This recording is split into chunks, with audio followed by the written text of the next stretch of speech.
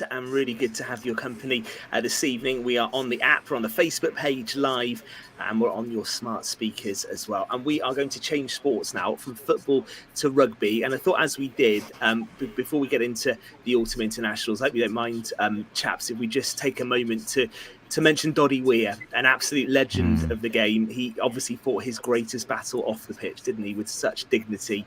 He'll be greatly missed, fondly remembered. And I thought it was important that at Pure West Radio, we paid our respects and sent our very best wishes to his family, because we lost a true legend, didn't we, this weekend? And it was so sad. Yeah, great character. And you just mentioned there for MND with so much dignity and inspiration to so many. And not sure more you can say than that. Yeah, we'll miss him. And what we mustn't forget, what a terrific rugby player Doddy Weir as well. For Scotland, British Lions, he did it all as well. So he played at the highest level, and we'll never forget him for that. Yeah, and I think important we kick off this section of the show by remembering Doddy very, very fondly on Pure West Sport this evening. But let's move to matters on the pitch from the weekend, and we're going to do that with Pembrokeshire rugby guru Ken Davies, who joins us on the show. They told me to say that, Kenny. How you doing? All right? I'm very well. I wouldn't go that far, guru. No, I've been called a lot of most of the clubs, I think. But, it's been a funny old autumn series. Really, as I said, it's been disappointing to say the least. But I think it runs a lot deeper than that. And we call him Pivac's head, but who appoints Pivac? We've had 4 New Zealand coaches on the trot. We've had a long time to sort our coaching setup up, our playing setup, our refereeing setup. It's all at the moment up in the air, to say the least. But it's just embarrassing. For everybody involved and the players, which I think, after the Georgia game, and we've got to be careful because Georgia is a big country with a big population, and rugby is their number one sport. Well, the first time ever I'm saying, is rugby our number one sport? And I don't think it is anymore, So, in 10 years' time, if we beat Georgia, will that be a shock? And people would think that's a bit crazy, but I can see it on the cards. We don't have some kind of leadership or governance from the union at the moment. We'll come to Pivac in just a sec in his future and what happens, but let's just focus on the game first up. Fraser and Gordon, kick us off on this, because Wales were in such a good position, looking like they were going to get that win over Australia. What on earth went wrong, and how do you even begin to analyse that? Come on, Gordon, kick us off. Well, obviously they have a game plan before the game is even played, to be honest here, and that's what came back to haunt him, in my opinion, on Saturday against Australia. With a comfortable lead, they looked as though it was going to be a cricket score at one time. But then it's the changes, the enforced changes that they give players game time. They have to look at everybody. I fully understand that. But with confidence on a low, I found it very difficult on Saturday to make so many changes the way Pivac did.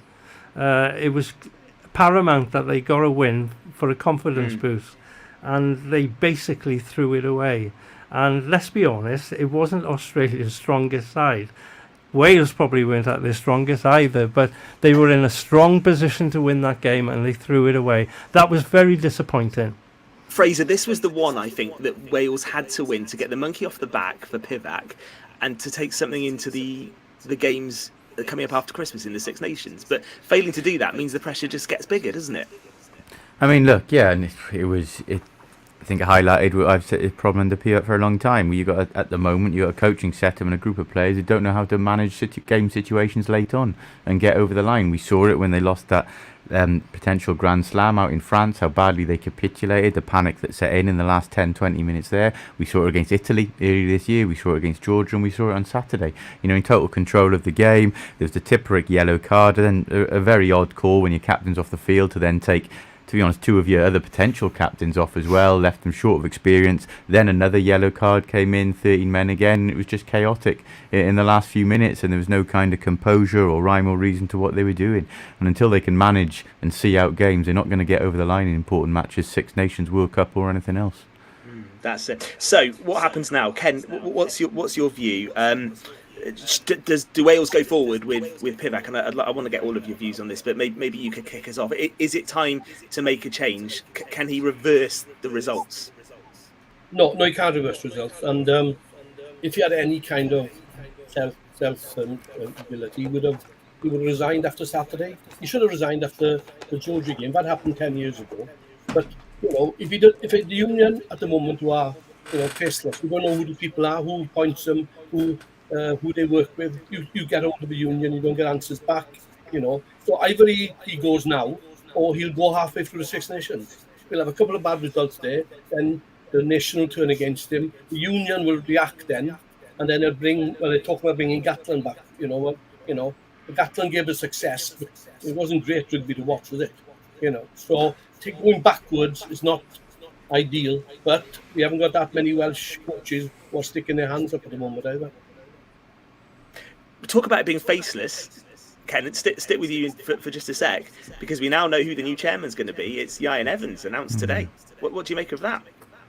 Well, that's news to me. I've been working, so that's news to me. But again, I'm just hoping that we have a leader, because at the moment the community game, the professional game, there's no contract with the region. Pivac, there was 80 players. I didn't know we had 80 players of international standard in Wales.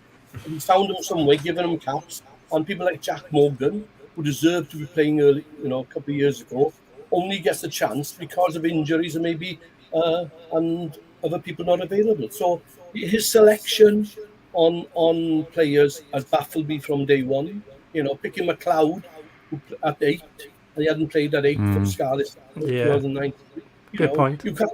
You couldn't see Wales picking Bale in goal, could we? Well. But it sounds, when you change positions, and he hasn't played positions so long, we're on the back foot against the Georgian pack as well. So he's the first cap we've had in Pembrokeshire since Sam Parry. So it just shows that rugby, and Sam's 31, 32. So this shows that regional rugby has done nothing with Pembrokeshire and Ceredigion rugby at all. It put it in the doldrums, to be honest. Fraser.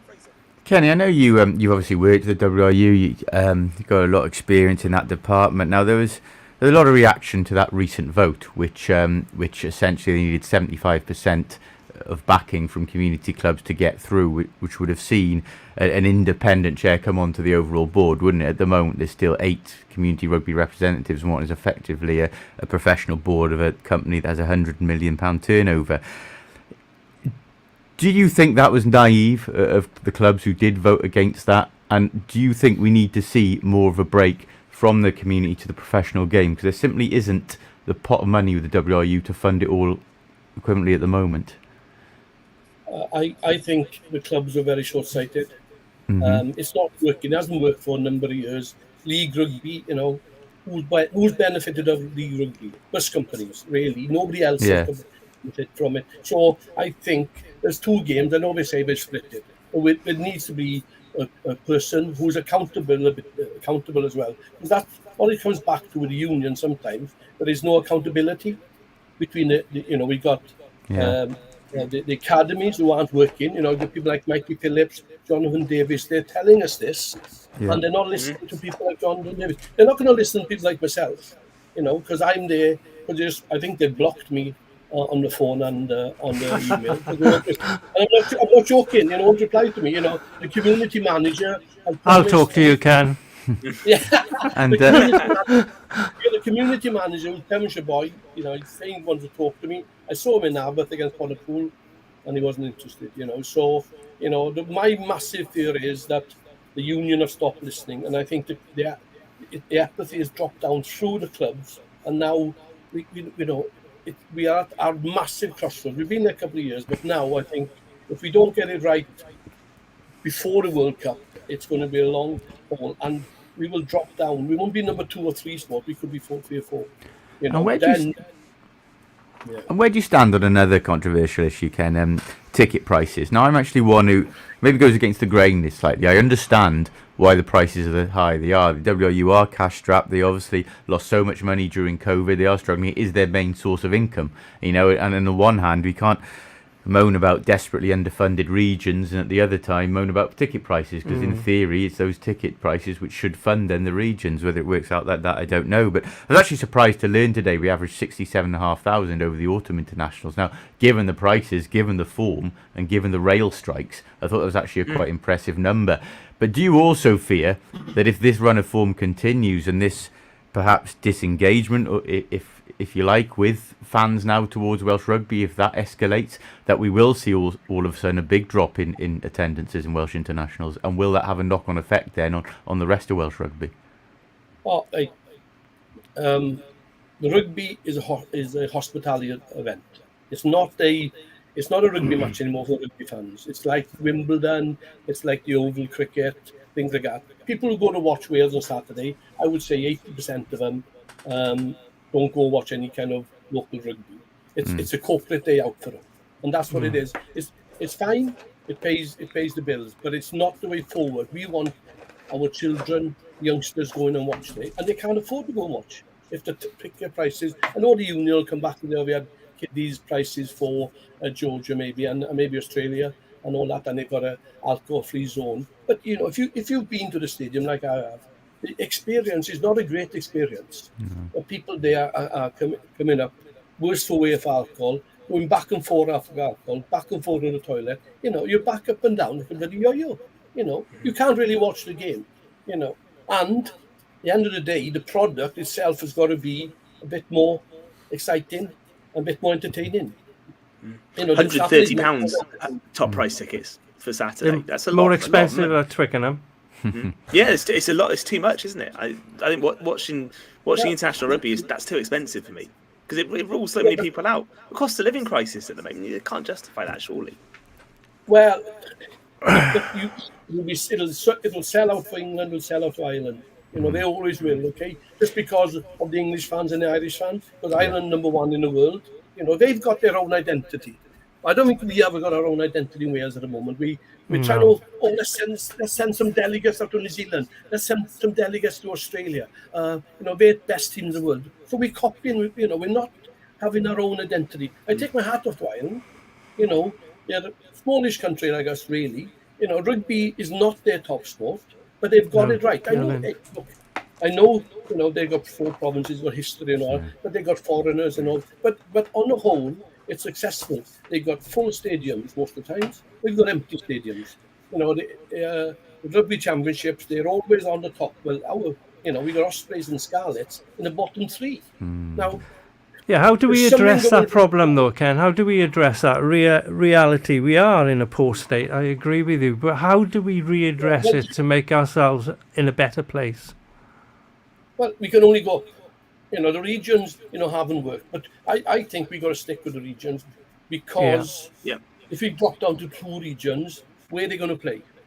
So they're now there are talks about that 2 regions because of the funding aspect as well, you know. So that would be a travesty as far as I'm concerned. Yeah, agreed.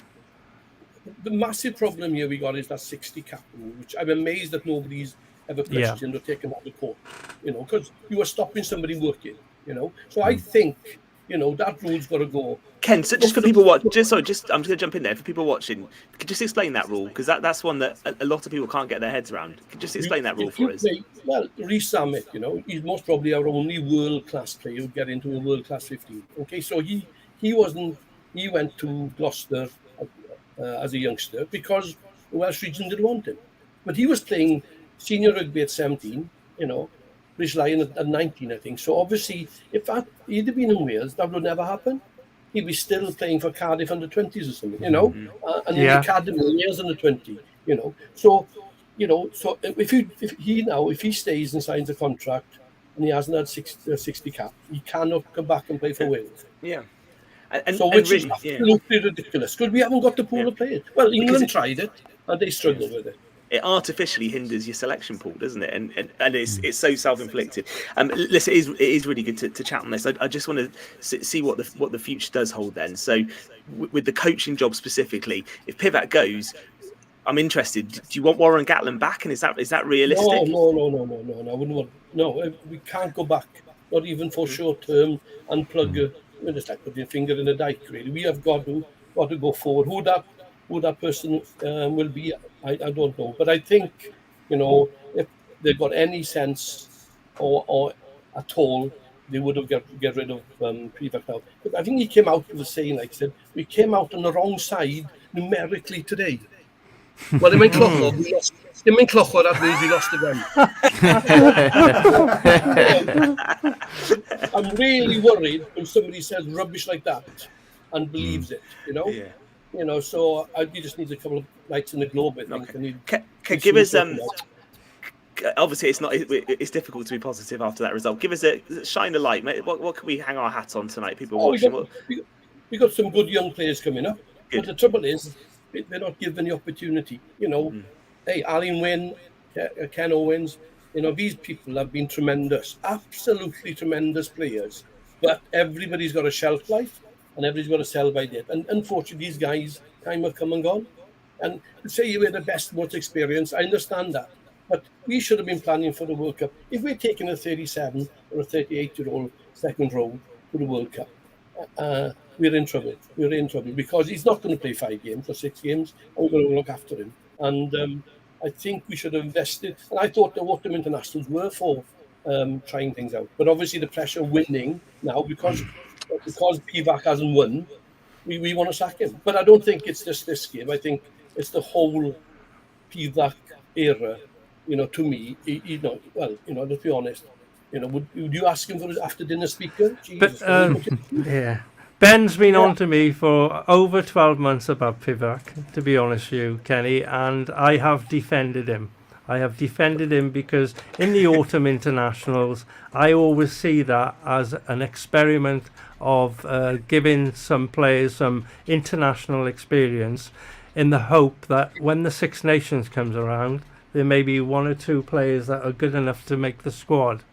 But he's tinkered a lot, really has. And I will give in to Ben now, because at the end of the day, it is a results business. If we're going to change him before the World Cup, it has to happen before the Six Nations. It's only fair on the new coach coming in, whoever that may be. Here endeth the reading. Yes, and you're quite right. The new coach has not got that much time, really. He has not. No. He won't see the players really now till the Six Nations, about a week, maybe 10 days before. And then the pressure of the Six Nations in Wales. It's the biggest tournament for us. I think it's bigger than the World Cup.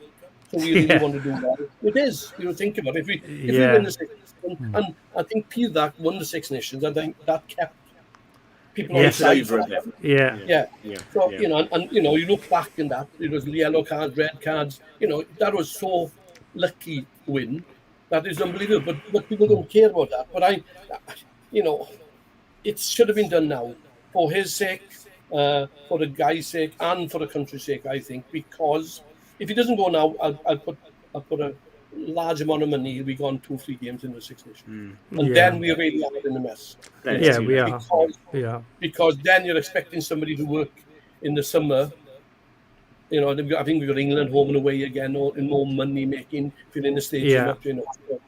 So he's got to play England twice. And to be fair, they're not in a much better place than us at the moment. So really, we're not. You think about it and look at it. They don't know what their best team is. We don't know what our best team is. No. So at least for Scotland and Ireland, they seem to.